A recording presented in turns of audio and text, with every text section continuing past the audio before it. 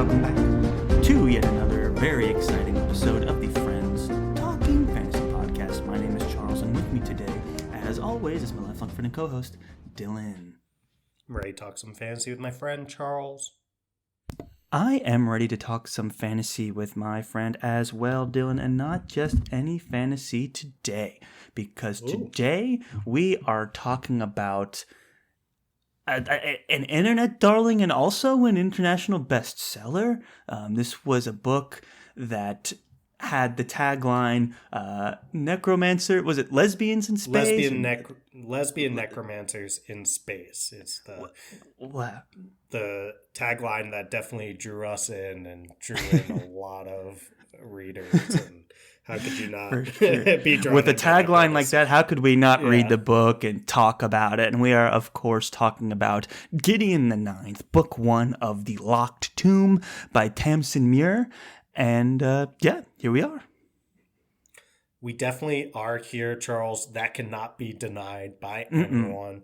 Yeah, this will be an interesting one to get into. This is one that you pitched to me in our most recent Friends Pitching Fantasy episode.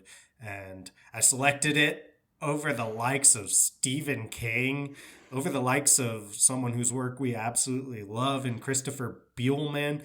And we're here today to dive into this one, deep dive. Eventually we'll be getting into the spoilers, not quite yet, but it had a lot to live up to when I chose it over those two books. And yeah, it'll be interesting to get your thoughts on it, to express some of mine as well. Well said, Dylan. I think it needs to be said that, within the bookish community, this book is rather popular. So much so that when I went into the bookstore trying to think of what books to pitch to you, I hadn't considered it. But then when I walked into the store, I'm like, man, these books are being promoted heavily. It's like right in the front, cover facing out, this and that. And then I looked it up and it was rated super high on our Fantasy's like best fantasy books of all time. They adjust it every year and people vote, and the positions change every year and what the top books are. And this one was way up there. So I was like, okay, like something is going on here. And the premise is a great hook as well. And so I was really excited to dive into this one. And of course, the fact that the author's from New Zealand, a country that we have both visited and fallen in love with, that just was like the cherry on top, if you will, of reasons to read it. Oh, yeah. There's like a moment at least once a month where I'm just like, should I move to New Zealand? and like the only thing that really stops me more than anything is just like, oh, that time difference between everyone I know and me would be just brutal to deal with. And also, it's like, when would I even get to watch the NFL? Right? Like those beyond those times. So it's like that's those true. Kind of things that I'm just like, I don't think I can pull it off. And yeah, being far from everyone, like, visit, if I want to visit my parents, it would take forever to get there. It's like those kind of things. But that country, everything else about it, it's like, can I just go to Auckland and I had that thought too. It's like, what if you did like just like 2-3 months out of the year, off season, of course, for football. You just kind of get away every year and then you come back, so you get it out of your system and you don't miss any football. You don't have to, keep up with too many people too much because it's only a little bit of time and then you're back. I had that thought too. I was like, man, if I had like a timeshare in New Zealand, not actually a timeshare, but you know what I mean, like just a place you could rent, and however long you can stay before the country kicks you out too. I don't know how long that process works with visas and whatnot, but it would be interesting. Of course. And of course you need thousands of dollars just to get there. Yeah, and you need to like have a job that's flexible enough where you can just pick up and leave for a few months. And I'll say, once Friends Talking Fantasy podcast really hits it big, Charles, and this is our only thing we need to do for the vast amount of income, of course, that this podcast will bring us one day, then we can pull that off. We could do the timeshare. You can go during football season. I'll go when we're in the off season. And Or, we just set up a studio there, write it off, and then all our trips become travel expenses, and we don't have to pay for anything at that point. That's how you do it. It's a good idea, Charles. Mm-hmm. And we'll keep working. And when we were that. there, if we were both there, then maybe we could reach out to Tamsyn Muir, which I'm assuming she still lives in New Zealand. Who knows? But I don't know that for sure. But if we were there and she was there, that would just be even better because... Bring her into the studio. Bring her into the studio. That's right. And we could talk all about Gideon the Ninth, which is why we're here today. Which is what we should probably do in this episode. And we've been kind of doing a little bit of spoiler-free chat before getting into the spoiler-filled deep dives in our book discussions recently, and I think that's a cool thing to do. I like that. And this is one that, like you've said, Charles, it is massively popular. It's one that I went to a wedding a while back, and I remember it was like a wedding that was kind of camping themed, I guess. It was a little like a lower key and not your traditional wedding thing. And we were in like almost like, like this room where all these people were with like bunk beds. There weren't a lot of people, and it was out in the Colorado wilderness. Essentially, we saw a bear, and what I also saw, which wasn't quite as interesting as the bear, if I'm being real with you, but it was like on someone's bunk bed. When I was walking by, I was like, oh, whoa, Gideon the Ninth. I was like, this has reach where I'm just seeing it out in the world.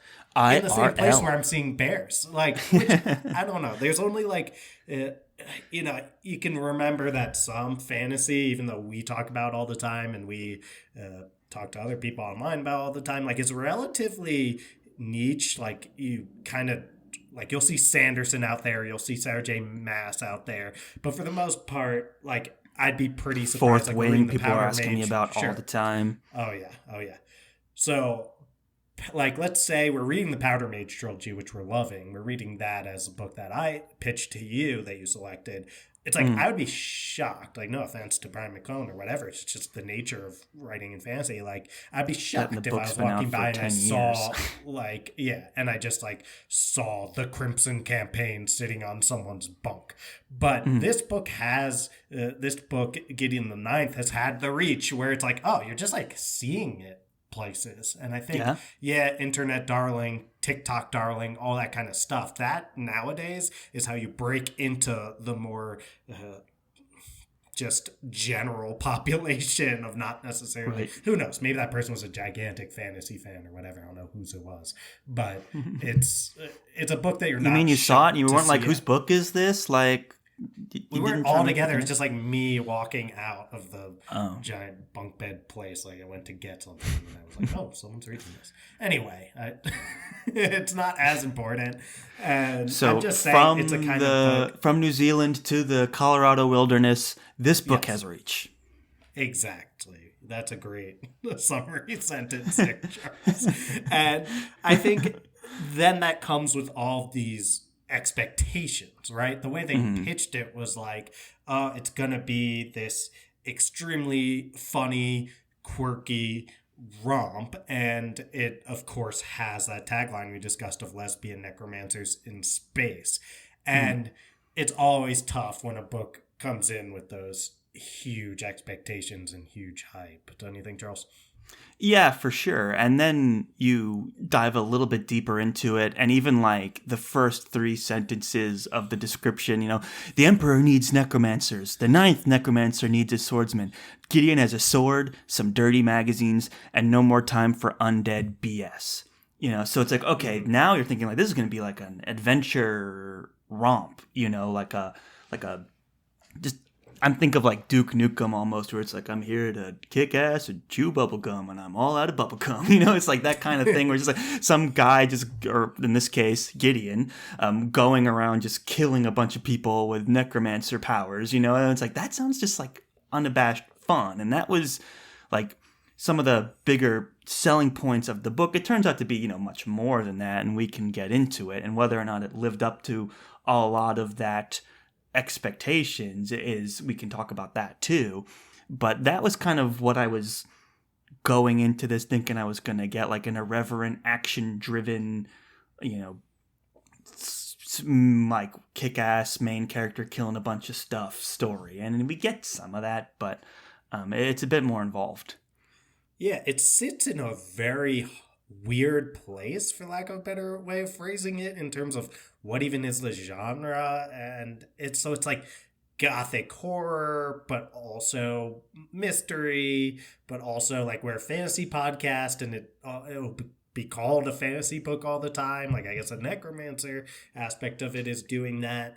And it's also got like intergalactic travel, so it's kind of sci-fi, but certainly not hard sci-fi. Like, we're not getting into the deets of any of the technology or anything like that. And then all of that is coupled with this kind of like internet meme, or just like internet slang and all this kind of element, and that's supposed to bring us a lot of the humor as well. So it's like supposed to be a funny book, and yeah, and like it's a very hard thing to combine all of that into an amalgamation that is actually enjoyable and reaches a lot of people. And certainly it succeeded in finding that audience, as we've said.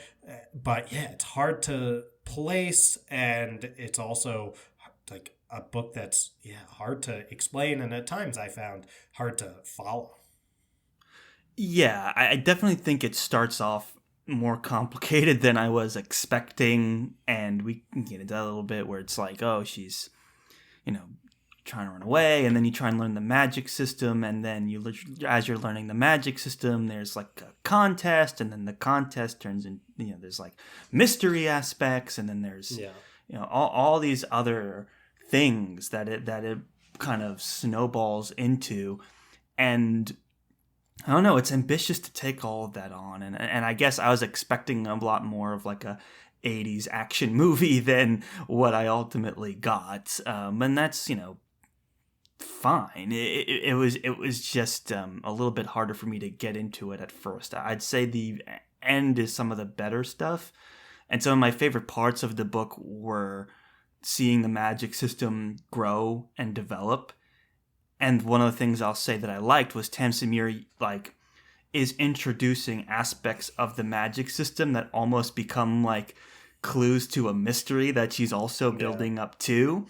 And I thought that was very clever, and it was well conceived enough that there was a really unique payoff at the end, which I would say is the strongest part of the book. So in those cases, it does weave together really well, and we can talk more about that in our spoiler section. But that part I was impressed by, the irreverent humor and like all the other complicated elements to get there. I wasn't fully on board with, being honest, but overall it's a competent package that I enjoyed. I liked it. It was good. Yeah, so I think about something like a book we actually absolutely adore, which is Kings of the Wild by Nicholas Eames. And it's almost like, on the surface, I guess I'd be like, oh, this kind of seems like it would be a great fit for fans of something like Nicholas Eames's work, because it's like Nicholas Eames has this like irreverent sense of humor as well, and a great he's kind of got this really interesting, unique premise with the like getting the band back together, all these like older, now out of shape D&D style adventurers having to get back together for one last adventure. And then of course there's the parallel to like real world 70s music scene that's kind of spread across the story, and that to me is almost like some of what Tamsyn is trying to do with the like, well, it's this story, but it's also like internet memes and slang and stuff that like you can relate to from the real world. And like there are these kind of elements that you'd think, oh, like wouldn't this be a perfect fit for fans of Kings of the Wild? But I think it's tough because Kings of the Wild I think sticks to that one premise and that one idea in a very straightforward, streamlined way. And then sometimes Gideon the Ninth, with all of these different elements going on that I named earlier, it yeah, at times I'm like, oh, I don't know if I can keep track of all this or I know exactly what's going on. And I think the humor is I'm on the same board as you, Charles. The humor is very like internet humor stuff, and I guess spoiler free, I can just maybe name like one thing, such as the character will say like that's what she said, or like say, oh, I noped out of that, and I'm like, I don't know, that to me, I'm like, I know that is a internet culture thing, like using those kind of phrases, like people do that all the time, and the recognition of those phrases is definitely what a lot of the humor leans on, and like the Yeah, it also you said leans on like irreverence, saying the B word at the end of a more traditional fantasy line. Yeah. Like traditional fantasy line. B word or MFer or one of like that's keeping kind that of like clean rating strong. doing my Charles. best here. I mean, this book, the cursing is spectacular, and I do enjoy the curse, but like some of the humor is to that. Where like it's like, oh, it's hard to read the best quotes on our clean podcast. right. Yeah. Lies of Lamore has a whole nother level of swearing and cursing and dissing people that is just transcends language. It's beautiful. And this, where it comes from, is just the fact that it's even in the dialogue is so absurd that's where the humor is. The fact that Gideon sometimes is a character outside of the rest of the characters, like, and has the humor that we have, but is in a traditional sci-fi fantasy story, and all these characters are very serious, and then she's like, I'm not doing that, mother effer, like, bones, biatch, like that kind of thing, which is like, is like what's like, it makes it, and that's what the humor is, that, oh my gosh, she said it, it's so not what we were expecting, and that's fine once, twice. But when your whole identity is wrapped around that, and like the humor is kind of cruxed on that, it becomes, it's like, yeah, I recognize the community you're plugging into and like internet memes and stuff, but it doesn't necessarily drive a character or a story for me. Yeah, I think that it made it easy to recognize why this book has been such a hit, especially when it's been driven by things like internet marketing or social media marketing, right? Because you are specifically targeting people who are online a lot and who are engaging in these communities like TikTok or whatever, and using these kind of phrases and interacting with other people in that way.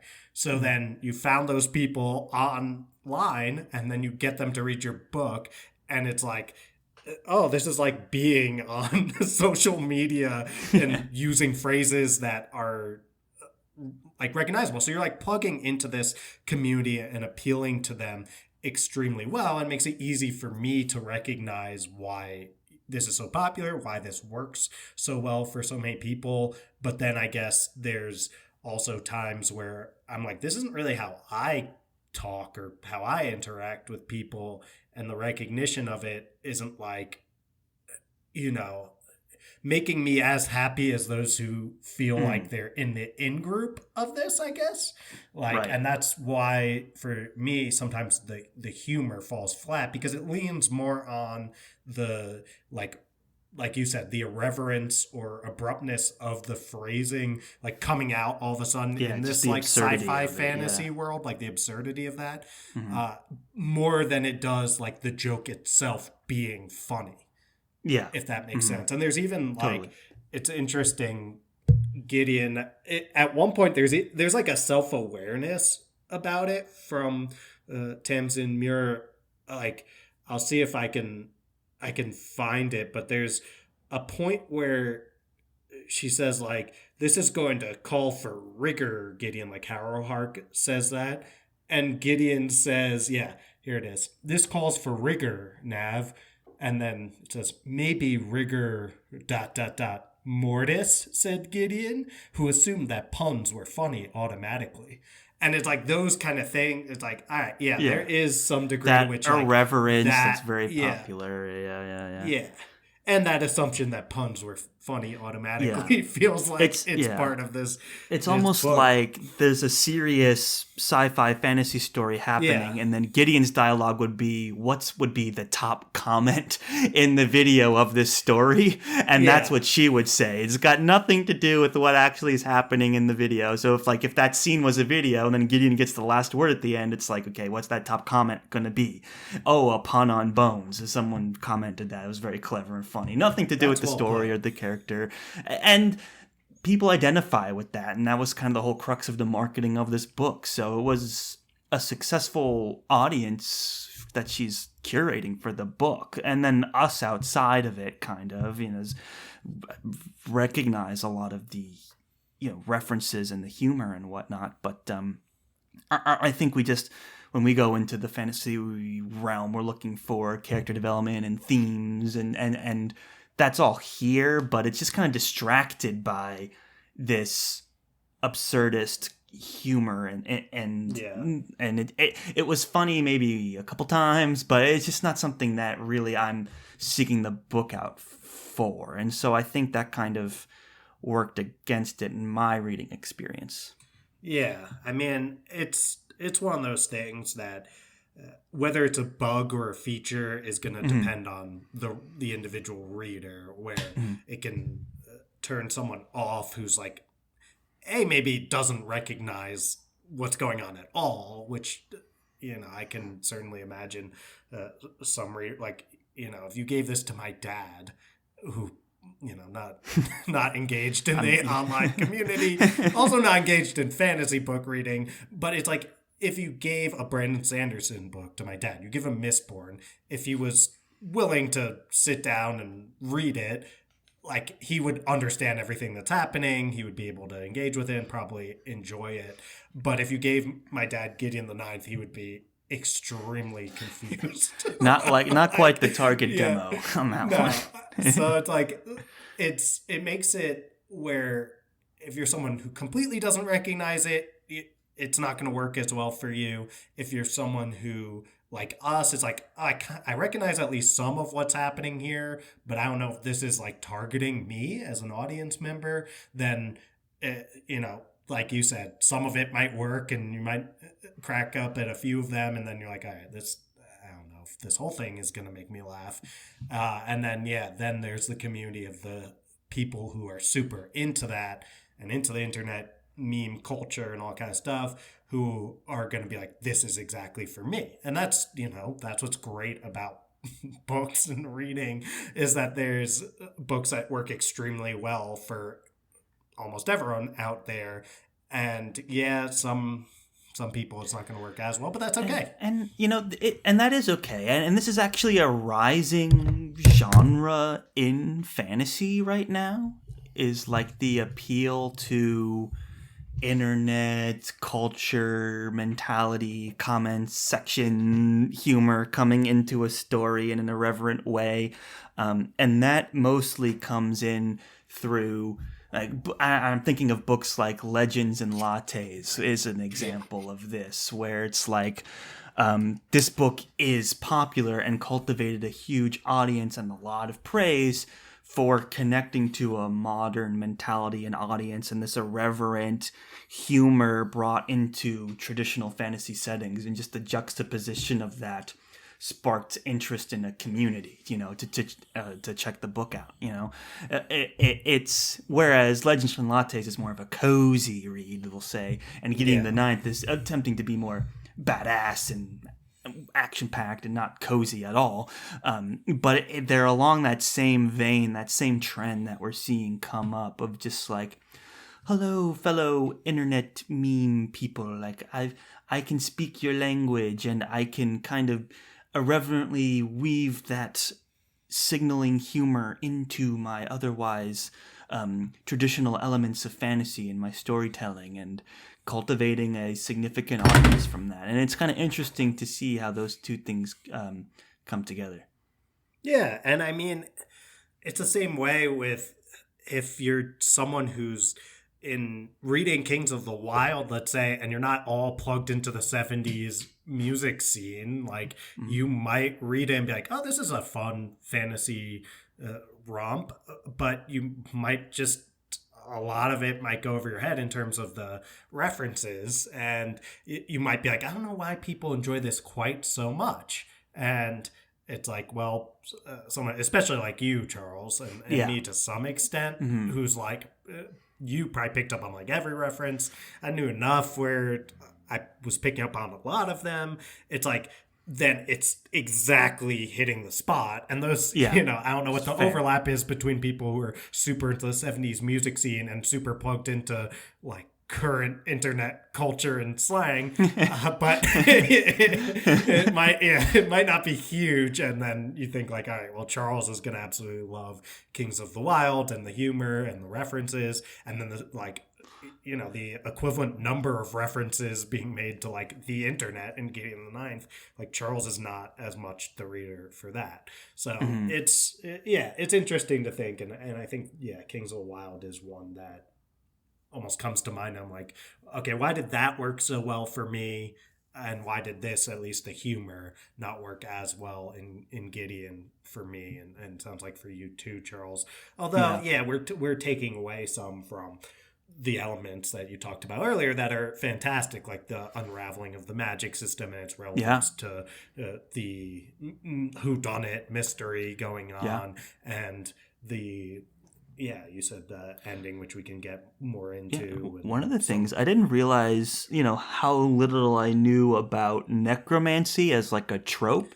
And I was getting into it, I was like, hey, necromancy is like a fantasy trope, element, magic style is super interesting. And this is one of the first books I've read that takes a lot of attention and focus on putting some pretty hard magic rules to necromancy, which was a unique experience. I feel like sometimes a necromancer character comes in and they're a bit mysterious and they reanimate a corpse and like they've got this specific flair to them, but in this book, it's very much like a scientific process of learning how to be better and more powerful and uncovering like bigger mysteries that these gods have created, and so trying to solve puzzles by making breakthroughs in your understanding of necromancy. It was really interesting and kind of redefined the like character archetype for me in a way that I was enjoying quite a bit, and I was like kind of appreciating the art of necromancy. And it's like, it's not a lot of authors are making necromancy the focus of their story. There's tons out there, but I think this is one of the more mainstream ones that we've seen in a while. Yeah, that's a fantastic point, Charles. And I think you put eloquent words to something that I was kind of picking up on subconsciously, but wasn't able to really think to say out loud. It was like, that is a really cool element of this. And it's like necromancers need to get their moment. Like we need more necromancers, and you'd think maybe this would inspire it in the same way that something like you mentioned, Legends and Lattes, like I think that has been pretty much like a seminal work in this new cozy fantasy subgenre that now you're seeing lots of. But it's like, I don't know, where are the necromancy books following in this wake? And I would love to see more of that, because you said it so well, which is necromancers are definitely a thing in fantasy and have been for a long time, especially in like Dungeons and Dragons and all of that. But it's like, I've hardly read any books where necromancy is so prominent or at the forefront of what's going on. For sure, because Tamsyn almost goes down like the Mistborn route of uncovering the secrets of necromancy, like they're uncovering the secrets of the magic system in Mistborn, allomancy and all that. And it's fun. And it's not something that I've read too much about. I'm realizing I don't know a lot about necromancy and like the tropes you can pull on from that. I only know from playing Diablo 3, necromancer was my favorite class to play, because you could just have undead guys that you could create and fight with you. But that's it. That's all I really knew, was like, okay, we're reanimating dead stuff, and there's lots of dead stuff, so you could potentially reanimate a lot of cool things. And this goes beyond that of like, okay, where are we really generating our power from, and like how can we like actually uncover some of that and what's really happening with the mechanics of reanimating something, or cheating death or stopping death or promoting death, whatever it is. So that was my favorite part of the book, and I think Tamsyn does that really well.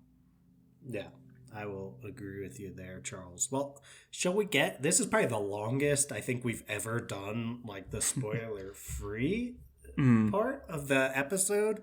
But I hope that for a book that's really complicated, actually, in the end, in its premise and what it's trying to do, and I would say ambitious as well, and a book that I think it's... The way it's presented a lot of times is just like, lesbian necromancers in space. Now read it. Like, I hope this provides something that I don't feel like I really knew heading in as much. Like a spoiler-free discussion. I'm sure there's plenty of great reviews of it online and on Goodreads and all that kind of stuff. But at least adding our voices to the, like, hey, is this a good book for you if you haven't yet read it? Because I guess in retrospect, I was so lured in by the premise of lesbian necromancers in space. I didn't necessarily like go deeper than that in terms of trying to decide if this book was for me. And I think, hopefully this will be helpful for some folks. Well said, Dylan. And I think now that we've given a very generous spoiler-free discussion around the book, I think it's finally time to give one of your famous spoiler warnings, and we can get into some of the more intricate parts of the story. Let's do it. All right.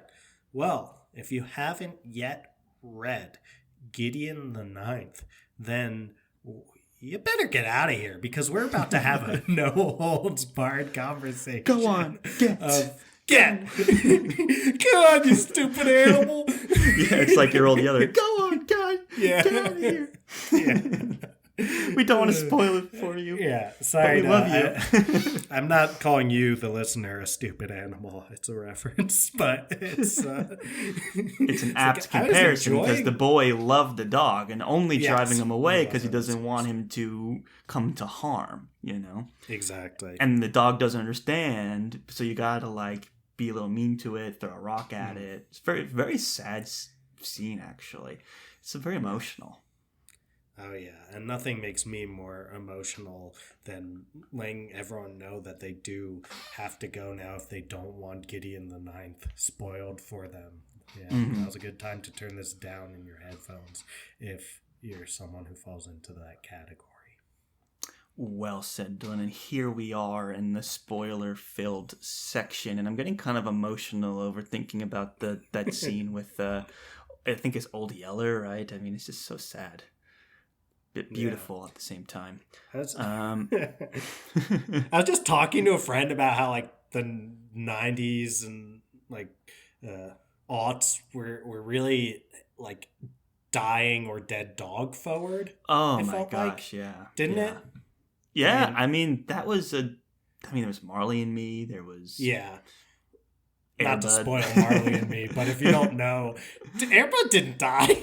No, he didn't die, but I didn't watch all the sequels. It wasn't like, I watched the early ones. I forget what sport. Was it basketball? The first sport that Air Bud, because like Air Jordan, Air Bud, I guess. Like, so yeah, I watched that one. Like once Air Bud started to get into like more fringe sports, like when they were trotting Air Bud out there in skates to go play hockey, I wasn't necessarily like, oh, I need to watch like Ice Bud. Overplayed, but, yeah. But I don't know if Ice Bud exists, but it was, once it's got deeper, but hopefully the Air Bud cinematic universe. Yeah. Yeah, hopefully Air Bud lived through. Oh, dude, there's a ton. Movies. I remember there were a lot. Golden Receiver, which is football. Oh, okay. World Pup, which is soccer. Yes. Spike's Back was volleyball. You got Air Buddies, which is a bunch of buddies. Did they ever strap skates on the dog? Well, there's Snow Buddies. Ooh, let's see what Snow Buddies is. Is it skiing? Snow Buddies. Snowboarding? It is the second. It's Frosty Arctic. Dog Sled Race. not quite the same. Huh. They have space buddies. Wow. Wow. Well, They were making movies in who else 2013. are space buddies, Super Charles? buddies. You know who else are space buddies, Charles? Who? Harrow, Hark, and Gideon, because we should Whoa, probably... Aren't you what a glad, seg. all of you folks that that stuck around for the spoiler part and immediately were met with like 5 minutes of Airbud discussion without any spoilers?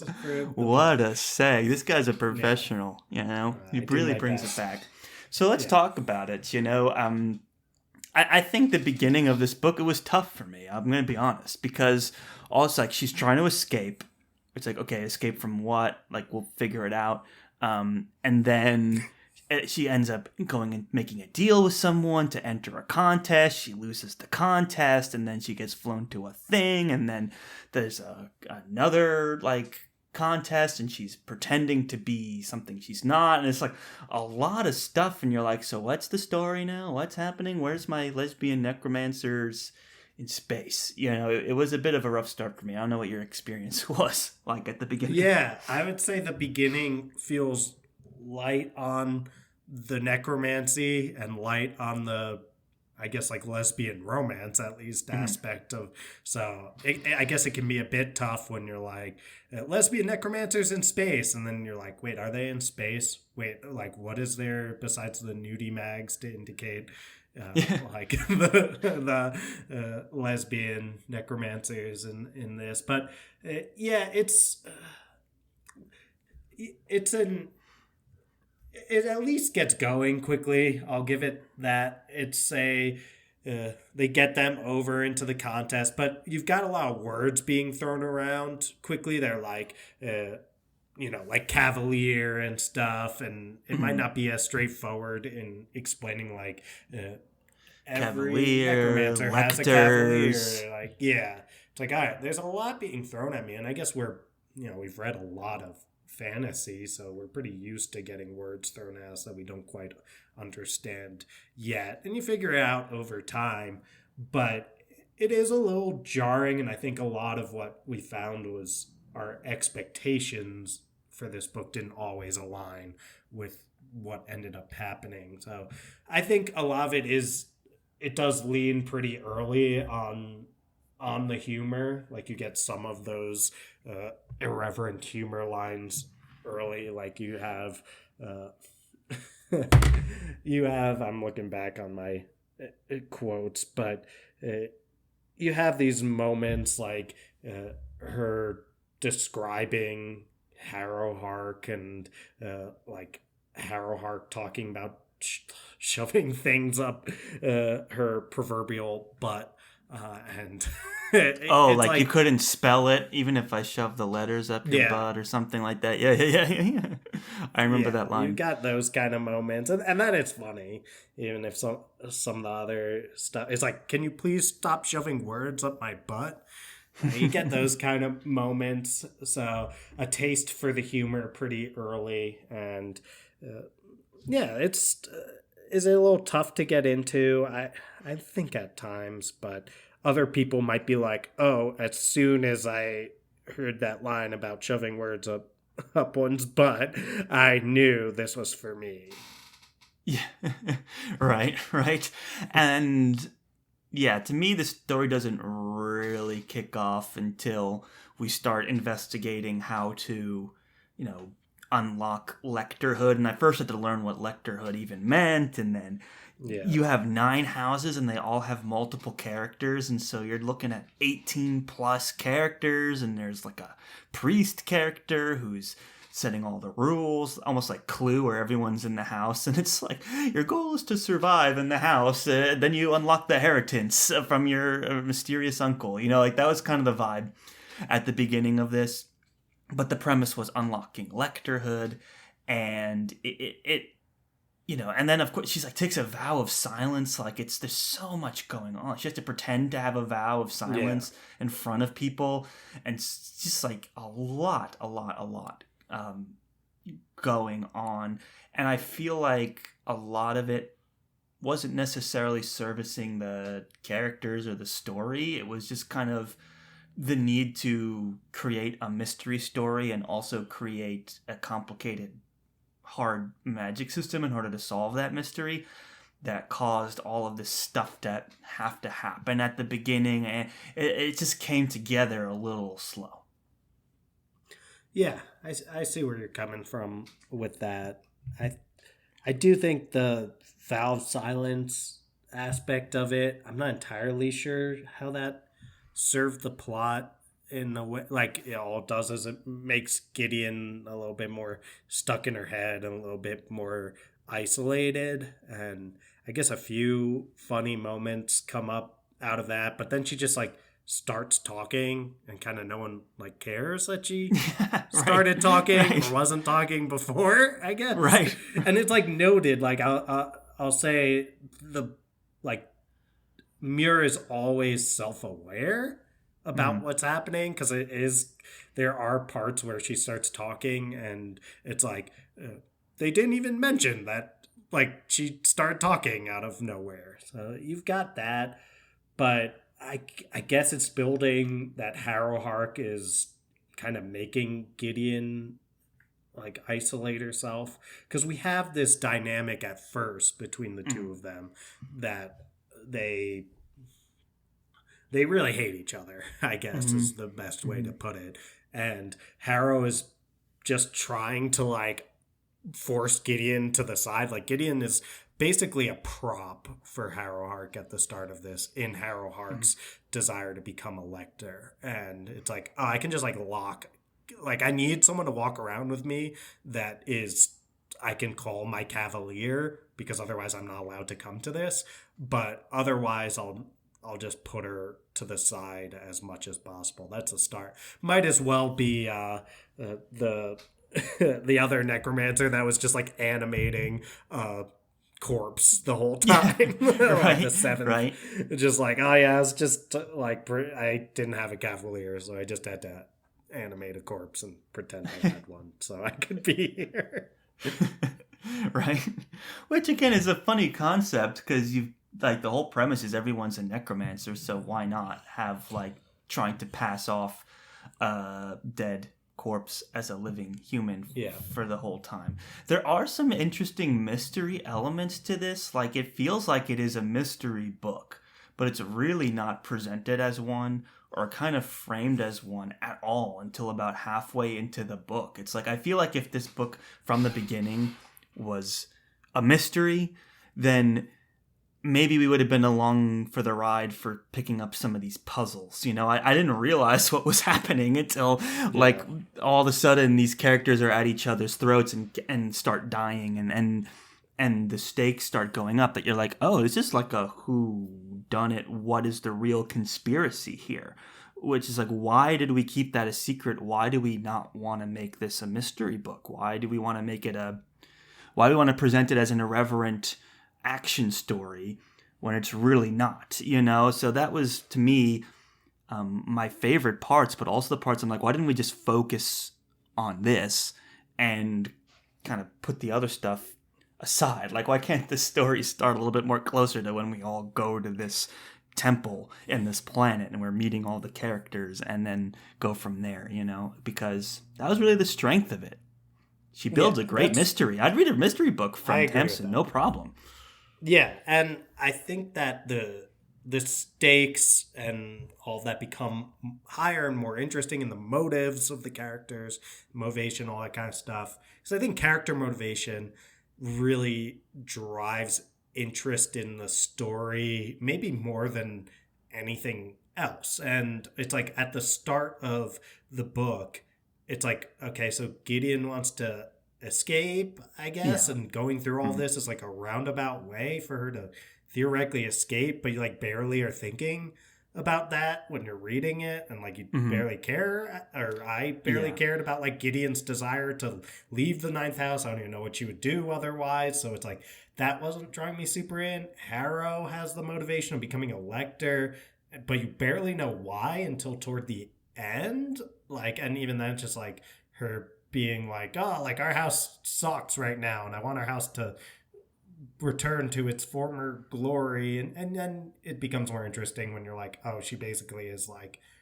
a bunch of sacrificed people walking around like a war criminal before she was born. Like that, those elements are interesting, but they come so much later. So when they're just like at the start, they're going through these trials or what have you, and you're like, wait, why do I care if they succeed? And Gideon herself barely cares if they succeed. Yeah. So it becomes more interesting when you're like, oh, Gideon actually likes some of these people, and we as readers actually like some of these people. And then they just start dropping dead, and you're like, wait, what? Why? Like, I didn't know that was going to happen, and I also want to know why that's the case and how we can stop it, because I don't want more people to die. And that's where finally it's like, oh, now I'm drawn in. Now I care about what's going on here. And it takes a little while to get there. For sure. I think the beginning, that whole concept of her escaping, it doesn't do anything for me either. And it's kind of confusing because it's like, I get that when you have a main character who's like completely irreverent, you know, that she would see the plot coming and just be like, no, thank you, I'm going to walk away. That can be kind of funny and irreverent and true to the kind of story that she's creating. But we don't even know what the story is. And like, it doesn't super play a part. They mention like, oh, the ship exploded. They knew you were leaving and they targeted you. Isn't that mysterious? And you're like, what? Like, okay. And then they're like making all these deals, and then it's like, oh, now you're going to be a part of the story. And then she's like, okay, I will be. And she never once tries to escape again. You know, I feel like we've had characters before that are always trying to escape, and they will. Any chance they get, they'll just punch someone in the face while they're mid-sentence, or, you know, they'll have to be restrained so they don't run away. You know, like, I'm thinking of a character like Pharaoh in First Law, or a character like the main character, Cain in Heroes Die, where it's like they will not play along with the plot like you expect 99% of characters in a story to do. They're going to like do their own thing, and that can be funny, you know. And I think that was what this book was trying to do at the beginning, and it's funny, but it's also just like it felt like a separate idea to the main idea. There's something about Gideon's devil may care attitude, which makes it harder if you're trying to get into like, okay, well, what are these characters' motivations? What are they trying to achieve? And it's like, even about the escape thing, like we hear that Gideon has made all of these attempts, but like they haven't worked. And also it's like if Harrow keeps thwarting Gideon's efforts, why all of a sudden do we believe that if Gideon serves whatever role she's supposed to serve in the trials, that Harrow will just be like, all right, now you can go? Like, it'd be one thing if it was like, oh, Gideon, you're trying to escape again. And she's like, yeah, I'm just trying to escape again. It's what I do. But she was so committed. She's like, this is the time. I believe I'm planning so carefully. I'm going to escape. But it was more just like, why do you keep trying? You know? And she's like, it's because it's, what else am I going to do? You know, it's just you and me around and messing around in this. Write this that book down, brings it Charles. out in me. Write down that timestamp. This book brings it out in me. It's like, you know, what are we doing here? And it could have had more of that chemistry between the characters, but it was played so serious. Like she really thought she was going to escape, and she was so desperate, and this was her grand heist, and then we just put that away, put that aside. And it's fine. I mean, I get the direction, but ultimately for me, it's like I was a little confused. But the best parts are yet to come. It's really the necromancy and the really interesting way that Tamsyn adds clues to solve a mystery to get to the ending, which I thought was like a bold ending that I actually quite liked. So in a lot of ways, this book is really creative and succeeds. I guess to me, I like those parts that I'm like, let's just go there faster. Yeah, I'd agree with that. I think it does pick up once we're at the point of the whodunit, and it's also, there's a lot of reveals at the end and action at the end, and you're like, all right, now we're really cooking with gas here. Yeah. And at the same time, then it's like, all right, well, that's the last 10% of the book. So a strong finish is hugely important, and Tamsyn definitely pulls that off and does not pull punches with that ending. Like anytime you title the book name of character and that character dies at the end, especially in the first book of a trilogy, you've done something pretty bold, as you said. Yes. And I think bold is one thing, but bold and satisfying is another thing, and I would say that Tamsyn Muir does a good job of providing bold and satisfying with the end of this book. Yeah, I would agree. It's a really clever thing, because sometimes when you're explaining a complicated magic system, it can be not fun, it can be annoying. But in this book, it's just layered and presented really, really well. And then when you put that alongside, like, there's reveals and a mystery that Tamsyn is also weaving at the same time, it's kind of creative and ingenious to, as you introduce the magic system, you're also kind of bringing the mystery to a crescendo at the same time, because it's like, oh, there's clearly some kind of connection between the Cavalier and a necromancer. Oh, the necromancer can use the Cavalier's life energy to enhance their powers. Oh, you can kill someone and use their soul. Oh, now you can kind of cheat that to make an infinite battery loop of the Cavalier.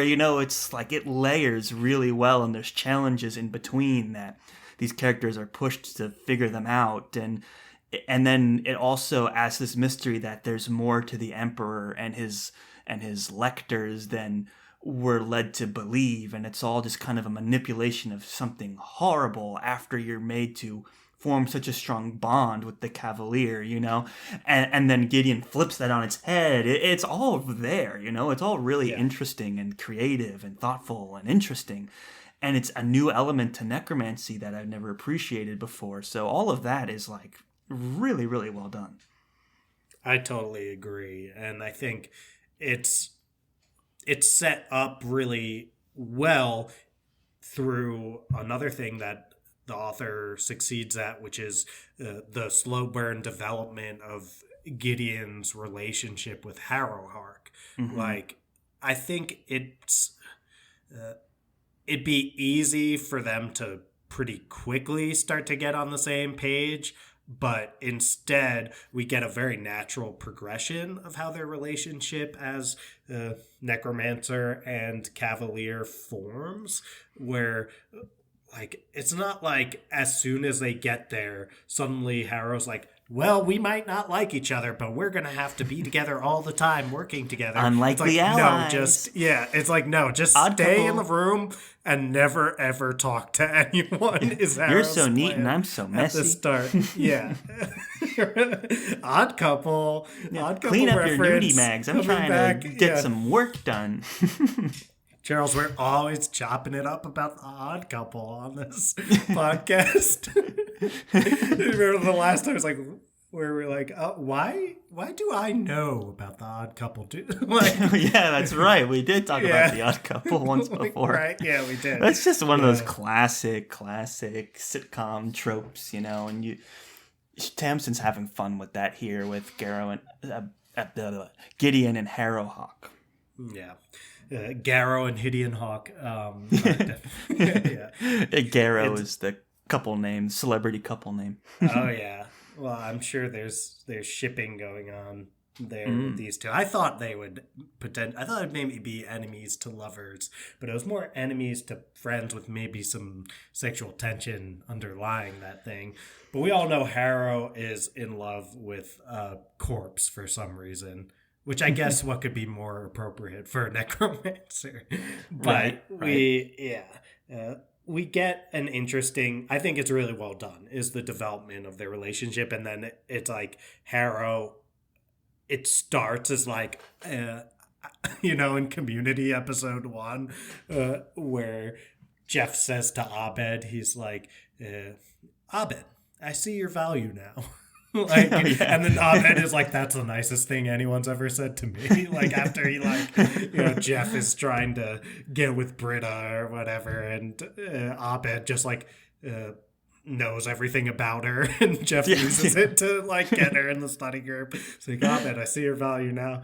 I think that moment is kind of what happens where Harrow like needs Gideon's fighting skills, and then she's like, Nev, I see your value now. And Right. but it works from there then toward progression to like, oh, I actually just like you and we need to trust each other. And in fact, like my hatred for you comes from this like, you know, this messed up history that we have, and you're kind of a walking reminder of my failures.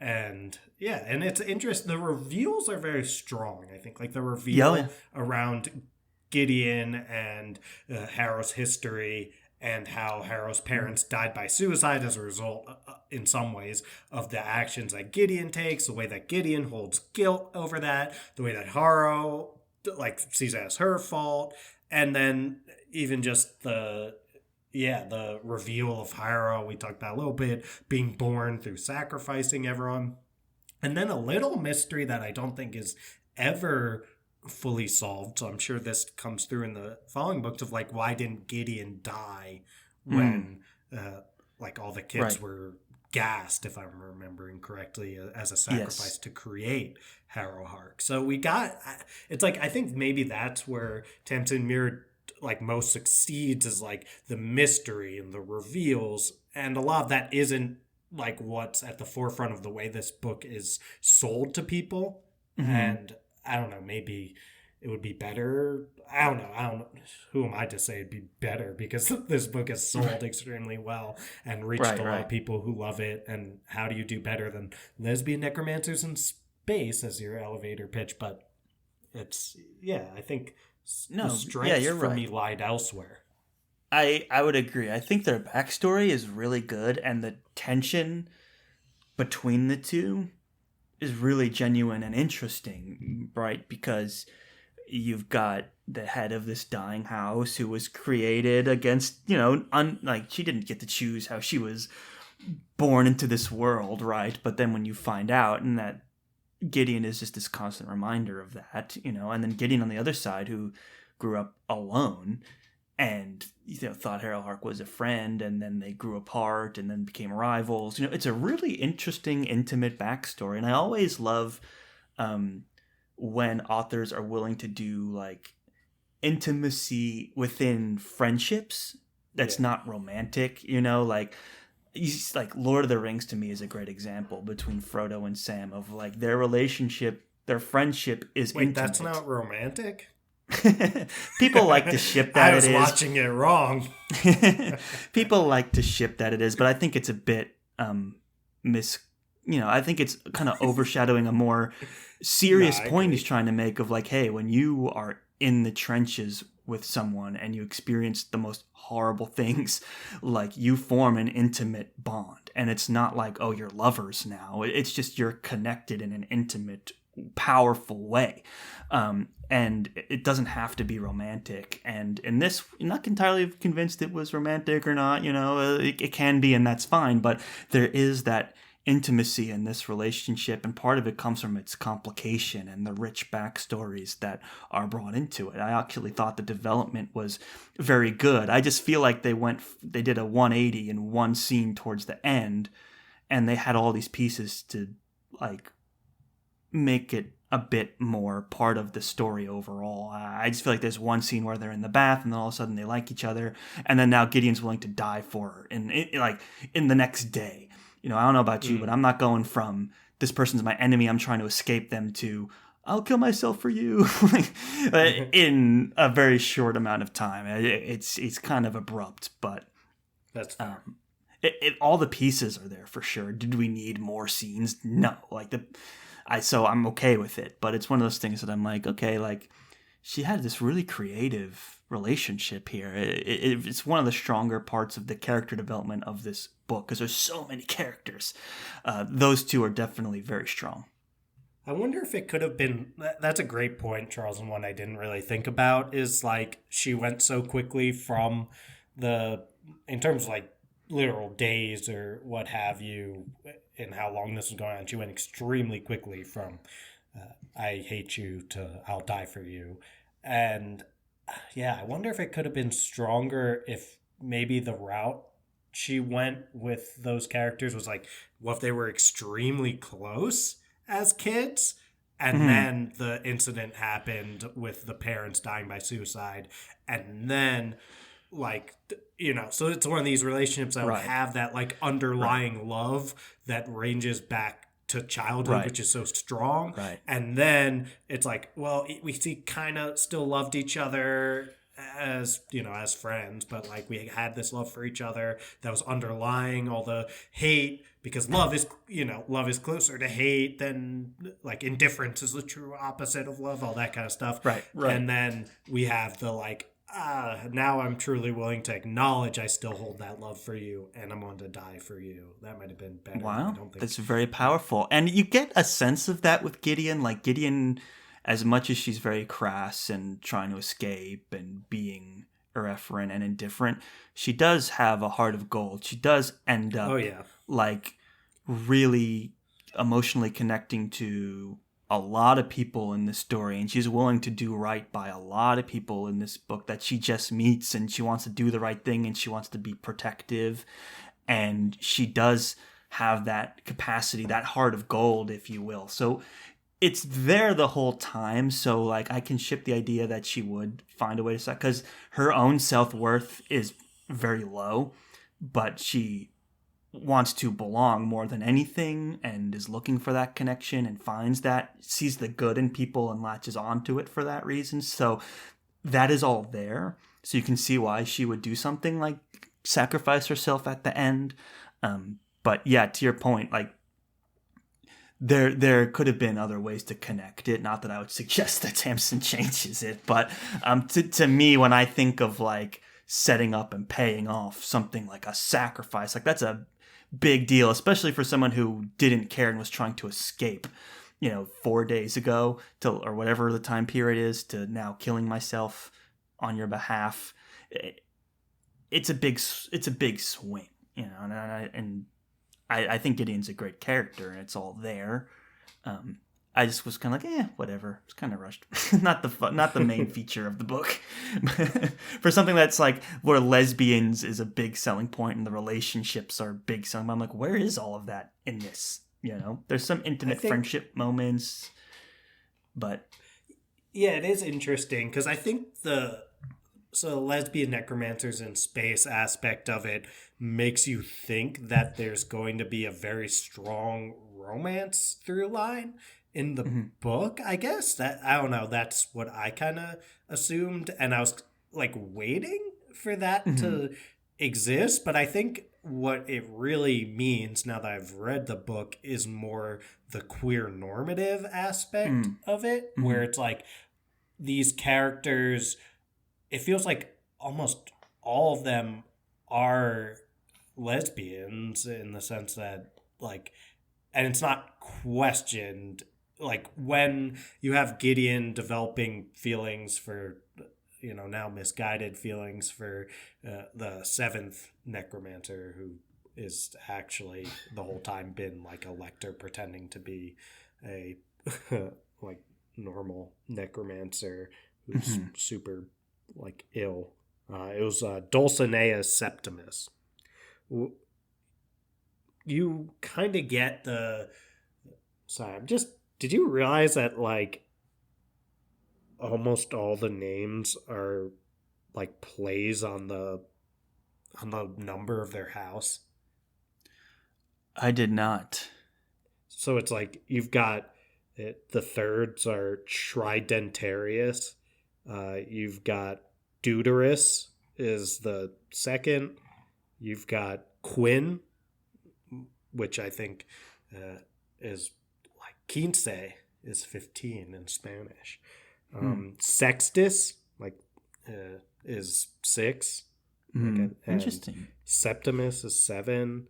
And Octaciceron is 8th.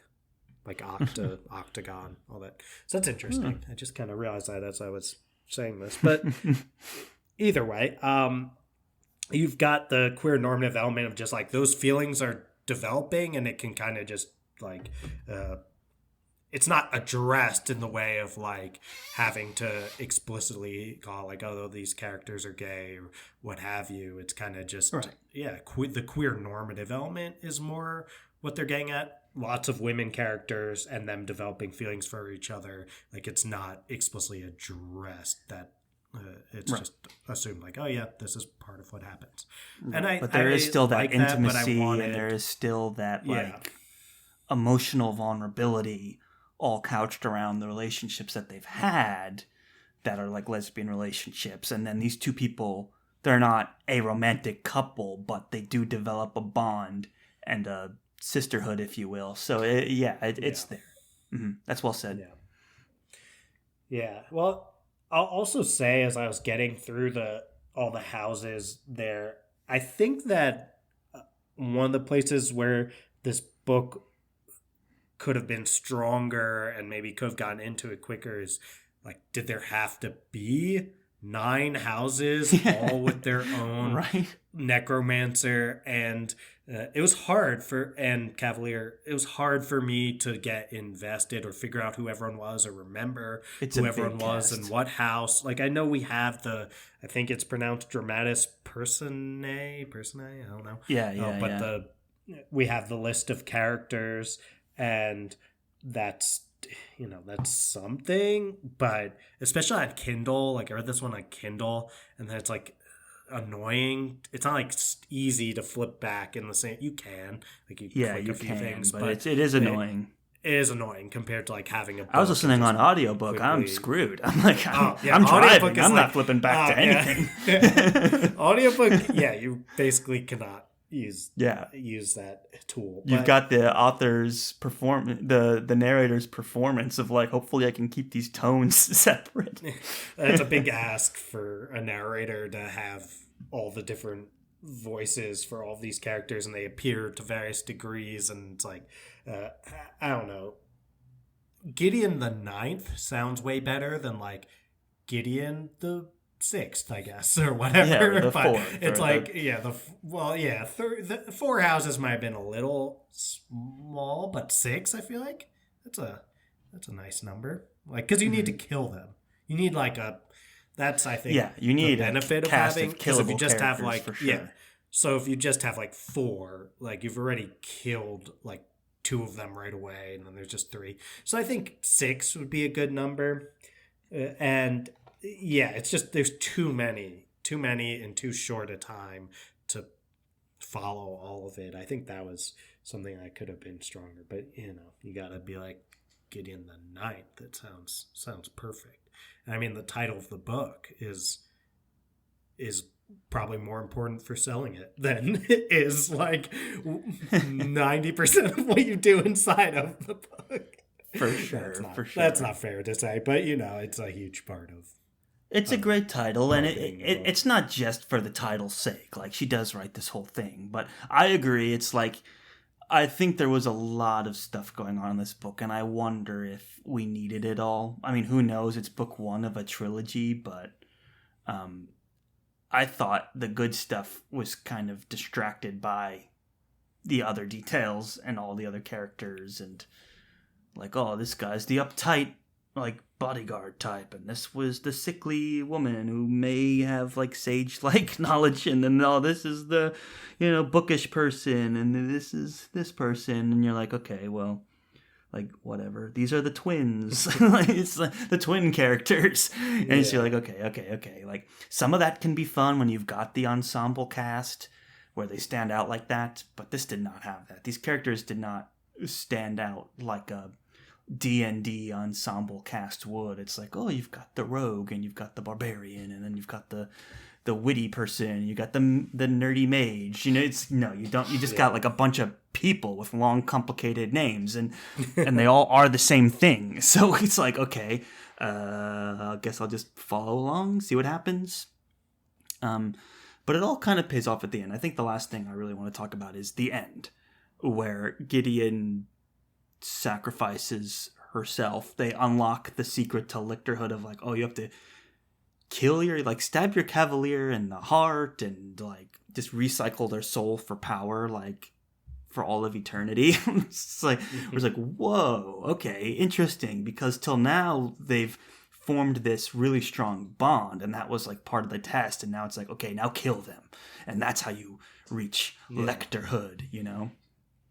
Yeah, it's an interesting concept. It would have been, I mean, I found the end to be very strong and satisfying, as I said before, but I guess you could also see it a little like a missed opportunity for drama if we had a little bit more time, where Big time. okay, the thing that Harrowhark wants most in the world is to be a lector. And now she's developed this close relationship with Gideon, and in theory Harrowhark is like this badass who is like would sacrifice people easily to reach her goals. But is she willing to do that to Gideon after they've gotten this close? Like, that's some drama that maybe could have been interesting. How do we do that when we're in Gideon's perspective the whole time? I don't know, but I don't know. That could have been some fun drama, because as you're saying, a lot of the fun is you get so close to this person and then you have to sacrifice them. And it's like, well, Harrow and Gideon got so close. Would she be willing to do that? Yeah, I don't know. It could have been interesting, but again, I liked the ending, so I don't know why I need to feel the need to present other options with this book. Well, I had the same feeling, you know. I was like, this was great. Like, I like, super bold from an artistic point of view to kill your titular main character, and I thought it was set up really well, and I thought, you know, it was well within the character's arc to do that, and I was really intrigued by the premise, and I'm curious to see how you continue the series after this. You know, it did end with this interesting conversation between Harrowhawk and the Emperor, which, you know, so it's like, okay, well, this is, you know, starting something new, which I thought was very bold and exciting. So I want to make sure that, you know, give Tamsyn praise for all of that. Always love it when an author's willing to break the mold a little bit. But to me, it's like you're asking your main character to kill themselves, sacrifice themselves in like a horrible way. Like, you're talking about using your soul as a battery. It's not like they made a point to say it's not even like a peaceful rest for the Cavalier, you know?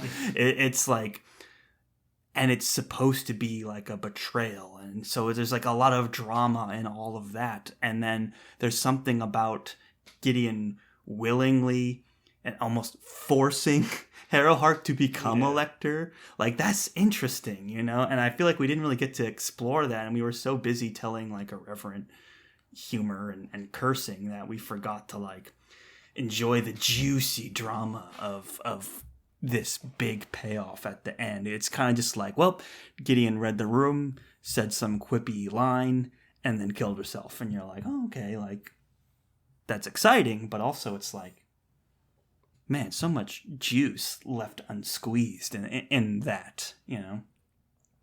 Yeah, that's well said, Charles. I think it's sometimes with this book, like, the things that happened from a more zoomed out, like, us talking about this as an event that happened perspective were, like, better in theory than execution in that way. Like, stepping back and talking about, like, oh, how about this reveal? How about this, like, intense decision to sacrifice? But then when you actually see the, like, moment it's done, it's like, oh, that was abrupt. I think there was some, you like to say meat left on the bone, Charles. You're really mixing it up by going the more liquid route by saying. Well, you always say juice with the squeeze, I know. you know? So I was like, I guess I was channeling that. Yeah, and then I was like, I guess I should say meat left on the bone, because I was us. like, he just said my line. So we're switching up. But yeah, I think there's a little bit of meat left on the bone, but I don't want to take away from from the ending too much because no, yeah, it's fair. We're nitpicking big time. Yeah, but it's just it's a good thing to leave your audience wanting more. Like I can respect that. Bone to nitpick with this. Yeah. That's excellent. Well done. So, yes. Did we nitpick a bit here? Yeah. Did some of the humor fall flat for us in particular? I think so. Was this overall an extremely ambitious effort that the author pulled off in a way that resonated for tons of people and has a lot of strong points?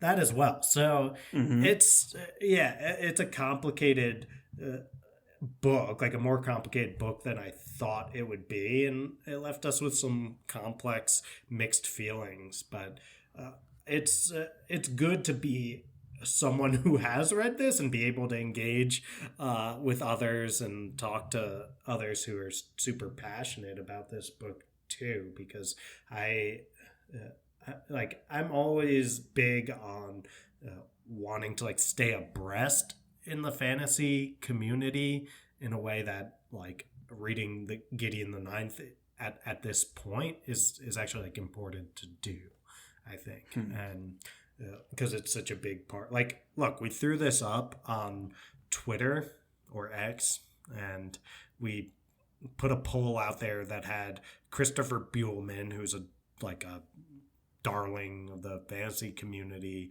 thanks to The Black Tongue Thief. Like, it had one of his books on there. It had Stephen King on there, and it had this book, Gideon the Ninth.